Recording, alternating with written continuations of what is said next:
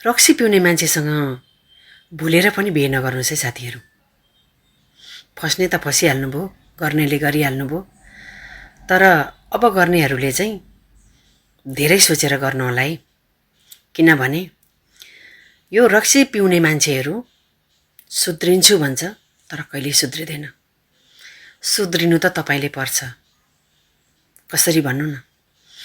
तपाईँ खुसी हुनुहुन्थ्यो, हाँसेर हिँड्नुहुन्थ्यो माइतीमा भने तपाईले त्यसको घरमा आएपछि रात दिन रुँदै हिँड्नुपर्छ, रगतका आँसु पिउँदै हिँड्नुपर्छ।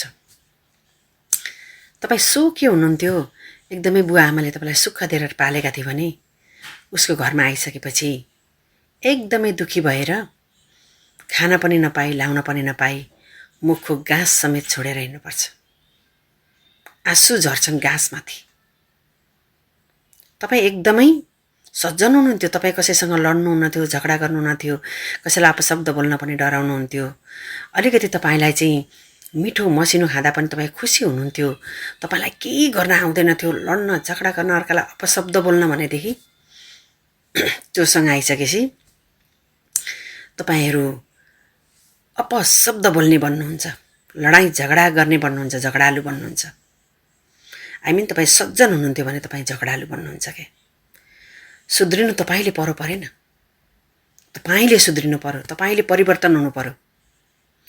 त्यो रक्सी पिउने मान्छेले तपाईँलाई कहिल्यै पनि सुख शान्ति दिँदैन र त्यसले तपाईँलाई सुरक्षा दिँदैन, शान्ति दिँदैन, सुख दिँदैन।